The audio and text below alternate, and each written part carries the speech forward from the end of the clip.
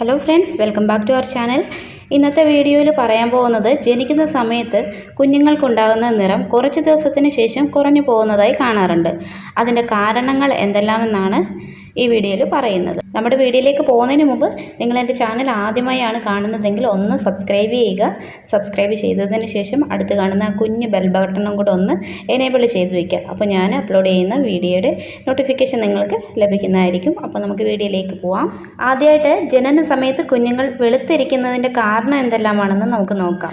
നമുക്കെല്ലാം അറിയാം, കുഞ്ഞുങ്ങൾ ഗർഭാവസ്ഥയിലായിരിക്കുന്ന സമയത്ത് അമ്നിയോട്ടിക് ഫ്ലൂയിഡ് നിറഞ്ഞ ഒരു സഞ്ചിയിലായിരിക്കും ഉള്ളത്. അപ്പോൾ കുഞ്ഞിങ്ങനെ അമ്നിയോട്ടിക് ഫ്ലൂയിഡിൽ കിടക്കുന്നത് കൊണ്ടാണ് ജനിക്കുന്ന സമയത്ത് കുഞ്ഞ് നല്ല വെള്ള കളറിലിരിക്കുന്നത്.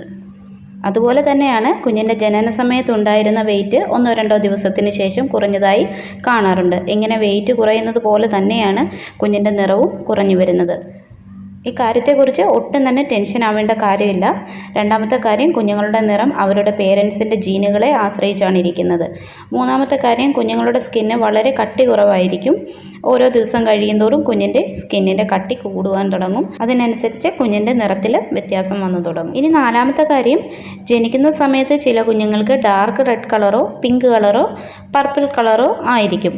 ഇവരുടെ കളർ മാറി ഫെയർ ആവുകയാണ് ചെയ്യുന്നത്. ജനിക്കുന്ന സമയത്ത് ബ്ലൂ കളറുള്ള കുഞ്ഞുങ്ങളാണെങ്കിൽ കുറച്ച് കഴിഞ്ഞ് ഡാർക്ക് കളറായി മാറാറുണ്ട്. ഇതിനു പുറമേ തന്നെ കുഞ്ഞുങ്ങളുടെ സ്കിന്നിന് ചേരാത്ത ബേബി പ്രൊഡക്റ്റുകൾ നമ്മൾ യൂസ് ചെയ്യുന്നത് കൊണ്ടും കുഞ്ഞിൻ്റെ നിറം കുറഞ്ഞു പോകാൻ കാരണമാകാം. അതുകൊണ്ട് തന്നെ കുഞ്ഞിന് സ്യൂട്ടാവുന്ന ബേബി പ്രൊഡക്റ്റുകൾ നമ്മൾ തിരഞ്ഞെടുക്കാൻ പ്രത്യേകം ശ്രദ്ധിക്കണം. ഇനി കുഞ്ഞുങ്ങളുടെ നിറം ഒരുപാട് അങ്ങ് കുറഞ്ഞു പോകാതിരിക്കാനുള്ള കുറച്ച് കാര്യങ്ങൾ കൂടി പറയാം.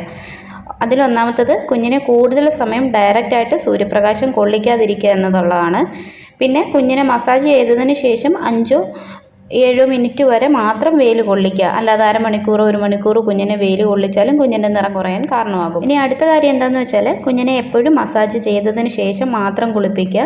ഇനി മസാജ് ചെയ്തതിന് ശേഷം നമുക്ക് കുളിപ്പിക്കാൻ പറ്റാത്തൊരു സിറ്റുവേഷനാണ് ഉള്ളതെങ്കിൽ നമുക്ക് സ്പഞ്ച് ബാത്ത് കൊടുക്കാം കുഞ്ഞിന്. അതായത് കുഞ്ഞിൻ്റെ ശരീരത്തിലെ എണ്ണ തുടച്ച് മാറ്റിയെടുക്കണം. നമ്മൾ മസാജ് ചെയ്യാൻ ഉപയോഗിച്ച എണ്ണ കുഞ്ഞിൻ്റെ ശരീരത്തിൽ ഇരുന്നാൽ തന്നെയും കുറച്ച് കഴിയുമ്പോഴത്തേന് കുഞ്ഞിൻ്റെ നിറത്തിന് വ്യത്യാസം വരും. അപ്പോൾ ഇങ്ങനെയൊക്കെയുള്ള കുറച്ച് കാര്യങ്ങൾ ശ്രദ്ധിച്ചാൽ കുഞ്ഞിൻ്റെ നിറം നമുക്ക് നിർത്താനാവും.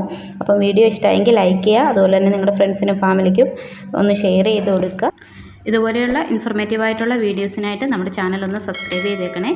അപ്പോൾ മറ്റൊരു പുതിയ വീഡിയോയുമായി വീണ്ടും വരാം. അതുവരേക്കും എല്ലാവർക്കും